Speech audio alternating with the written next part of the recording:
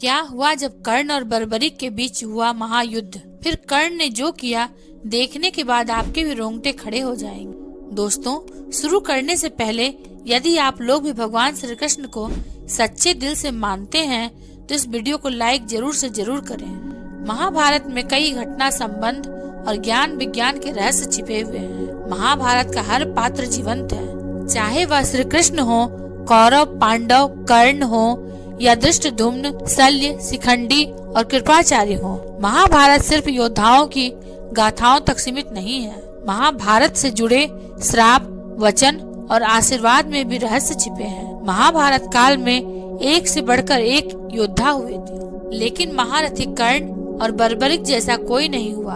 और महाभारत काल में कई युद्ध हुए, लेकिन एक युद्ध ऐसा भी था जिन्हें बहुत कम लोग जानते हैं। एक ऐसा ही भयंकर युद्ध महारथी कर्ण और बर्बरीक के बीच हुआ था, जिसके बारे में शायद ही कोई जानता होगा। महारथी कर्ण के पास से दिव्य कवच और कुंडल, जिनको किसी भी अस्त्र से भेदा नहीं जा सकता था, और बर्बरीक के पास थे 3 अमोघ बाण, जिनको काट पाना असंभव था। दोनों ही बहुत शक्तिशाली थे। महारथी कर्ण के कवच और कुंडल को देख देवता और राक्षस भी आश्चर्यचकित हो जाते थे। और दूसरी तरफ थे बर्बरीक, जिन्हें भगवान शिव से कभी खत्म न होने वाले 3 अमोघ बाण मिले थे। मित्रों, कहा जाता था कि बर्बरीक मात्र अपने 3 अमोघ बाण से पूरे महाभारत युद्ध को समाप्त कर सकते थे। बर्बरीक को आज कलयुग में खाटू श्याम जी के नाम से पूजा जाता है। तो आखिर ऐसा क्या हुआ था जिसके कारण बर्बरीक और महारथी कर्ण के बीच महायुद्ध हुआ था, और कौन इसमें युद्ध जीता था? अगर आप भी इन प्रश्नों का जवाब जानना चाहते हैं तो इस वीडियो को अंत तक जरूर देखिएगा। मित्रों, यह बात उस समय की है जब पांडव अपने अज्ञातवास में थे और जगह जगह कौरवों से छुपकर रह रहे थे। तब भगवान श्री कृष्ण अर्जुन के साथ महाभारत युद्ध का प्रस्ताव लेकर जा रहे थे, और कौरवों का गुप्तचर उन्हें देख लेता है और यह बात जाकर वह दुर्योधन को बता देता है। तब दुर्योधन कर्ण और अपनी सेना के कुछ सैनिकों के साथ पांडवों के अज्ञातवास को भंग करने के लिए घटोत्कच की गुफा की तरफ चल पड़ते हैं। मित्रों, जब दुर्योधन गुफा तक पहुंचते हैं तब अपने सैनिकों के साथ गुफा के चारों तरफ से घेराबंदी कर देते हैं। लेकिन भगवान श्री कृष्ण जी पहले से यह बात समझ जाते हैं और वह अर्जुन को बताते हैं कि दुर्योधन गुफा के बाहर आया है तुम्हारा अज्ञातवास भंग करने। श्री कृष्ण की यह बात सुनकर अर्जुन गुफा से बाहर जाने की बात करते हैं, लेकिन भगवान श्री कृष्ण जी अर्जुन को रोकते हैं और कहते हैं, नहीं पार्थ, यह उपयुक्त समय नहीं है। तुम अज्ञातवास भोग कर रहे हो और वह सब लोग तुम्हारे लिए ही आए हैं। यह सब देखकर पास में खड़े बर्बरीक कहते हैं, हे प्रभु, मैं महारथी कर्ण को रोक दूंगा, या तो शांति से या तो द्वंद्व से। इस पर भगवान श्री कृष्ण जी कहते हैं कि क्या आपको पता है महारथी कर्ण कितने ज्यादा शक्तिशाली हैं और उन्हें रोकना इतना भी आसान नहीं है। इस पर बर्बरीक कहते हैं, हे गोविंद, आपको शायद मेरी शक्ति का अंदाजा नहीं है। यह कहकर बर्बरीक गुफा के बाहर आ जाते हैं। फिर बर्बरीक दुर्योधन और कर्ण को प्रणाम करके बोलते हैं, बताइए कैसे आना हुआ। बर्बरीक की यह बात सुनकर दुर्योधन कहते हैं, बालक, हमें तुम्हारी गुफा के अंदर जाना है, हम किसी को ढूंढ रहे हैं। इस पर बर्बरीक कहते हैं, मुझे क्षमा कीजिए, किंतु इस समय आप भीतर नहीं जा सकते। तभी दुर्योधन कहते हैं, बालक, तुम शायद हमारी शक्तियों से परिचित नहीं हो, इसलिए हमें रोक रहे हो। फिर बर्बरीक मुस्कुराते हुए कहते हैं, आप दोनों महाशक्तिशाली योद्धा हो, आप प्रयास करके देख सकते हो। इतने में ही दुर्योधन सैनिकों से कहते हैं, इसे यहाँ से हटाओ। लेकिन जैसे ही सैनिक बर्बरीक को हटाने के लिए आगे बढ़ते हैं, वैसे ही बर्बरीक धरती पर सिर्फ एक पैर मारकर ही साधारण से सैनिकों को गिरा देते हैं। यह देखकर दुर्योधन भयभीत होकर कर्ण से कहते हैं, यह साधारण बालक नहीं है, इसे तुम्हारे जैसा योद्धा ही हरा सकता है। तब कर्ण बर्बरीक से बोलते हैं, बालक, हमारे मार्ग से हट जाओ, अन्यथा तुम्हें मेरा सामना करना होगा।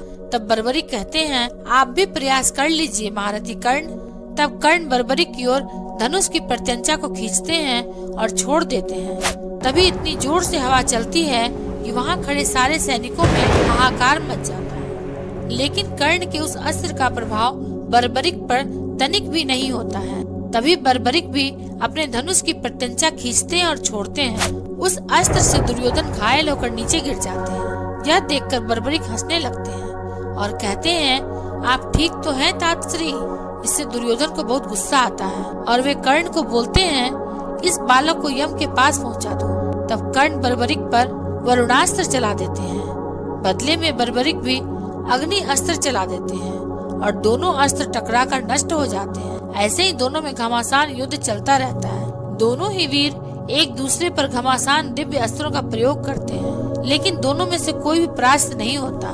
तब बर्बरिक अपने दिव्यास्त्र को आह्वान देते हैं और बोलते हैं, इस अस्त्र को कोई भी नहीं रोक सकता। लेकिन बर्बरिक अपना दिव्यास्त्र कर्ण के बजाय दुर्योधन पर छोड़ देते हैं और महारथी कर्ण अपने द्वारा उसे रोकने का प्रयास करते हैं, लेकिन उसे रोक नहीं पाते हैं और वह अस्त्र दुर्योधन की ओर बढ़ने लगता है। यह देखकर महारथी कर्ण स्वयं दुर्योधन के सामने आकर खड़े हो जाते हैं। फिर जब वह दिव्यास्त्र कर्ण से टकराने ही वाला होता है, तभी उनका दिव्य कवच प्रकट हो जाता है और उस कवच से टकराकर वह अस्त्र नष्ट हो जाता है। यह देखकर बर्बरिक को आश्चर्य होता है। वे मन ही मन सोचते हैं, यह कैसे संभव हो सकता है। इस दिव्य अस्त्र को तो केवल इंद्र का वज्र ही रोक सकता था। तब दुर्योधन कहते हैं, यह भगवान सूर्य की अभेद अमृत से निर्मित दिव्य कवच है। इसे तीनों लोकों में कोई भी योद्धा तोड़ नहीं सकता। तुम्हारा हर प्रयास विफल हो जाएगा। यह तुम्हारे बस की बात नहीं बालक। तब बर्बरिक क्रोध में आकर भगवान शिव का स्मरण करके एक साथ अपने तीनों अमोघ शक्तिशाली बाण छोड़ने जाते हैं। इतने में ही वहाँ पर भगवान श्री कृष्ण आ जाते हैं और वह बर्बरिक से कहते हैं, पुत्र तुम इनके मार्ग से हट जाओ और जो भी भ्राता दुर्योधन देखना चाहते हैं उन्हें देखने दो। तब दुर्योधन और कर्ण अंदर जाते हैं, लेकिन वहाँ पर उन्हें कोई भी नहीं मिलता, क्योंकि भगवान श्री कृष्ण ने अर्जुन को अपनी माया से अदृश्य कर दिया था। लेकिन मित्रों, क्या आप जानते हैं, यदि बर्बरिक ने कर्ण पर भगवान शिव के दिए अपने तीनों अमोघ शक्तिशाली बाण चला दिए होते तो क्या होता? क्या कर्ण का कवच टूट जाता? और आप महाभारत में किसे सबसे शक्तिशाली योद्धा मानते हैं? कृपाचार्य, कर्ण, भीष्म पितामह, अर्जुन, बर्बरिक या फिर शिखंडी या फिर किसी और को? हमें कमेंट करके जरूर से जरूर बताएं। मित्रों, अब जो घटना आपको बताने जा रहे हैं शायद ही आपने कभी सुना होगा। आखिर क्या हुआ जब कर्ण ने महादेव के शक्तिशाली और महाविनाशकारी अस्त्र को हवा में ही अपने हाथों में पकड़कर रोक लिया?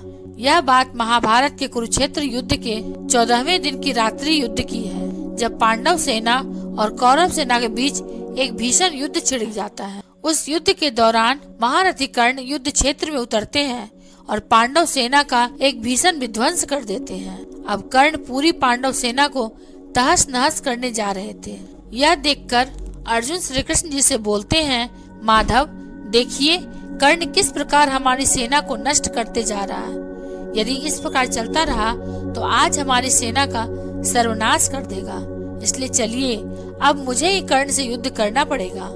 इस पर भगवान श्री कृष्ण अर्जुन को समझाते हैं कि पार्थ, तीनों लोकों में ऐसा कोई भी योद्धा नहीं है जो सूर्य पुत्र कर्ण के सामने रात्रि युद्ध में खड़ा भी हो सके, और महारथी कर्ण को रात्रि में युद्ध में परास्त कर पाना या फिर रोक पाना असंभव है। वैसे मित्रों, आपको यह वीडियो कैसा लगा कमेंट करके जरूर बताएं, और यदि आप लोग भी महादेव और श्री कृष्ण को सच्चे दिल से मानते हैं तो इस वीडियो को लाइक और हमारे चैनल को सब्सक्राइब जरूर से जरूर करें। अंत तक देखने के लिए आपका धन्यवाद।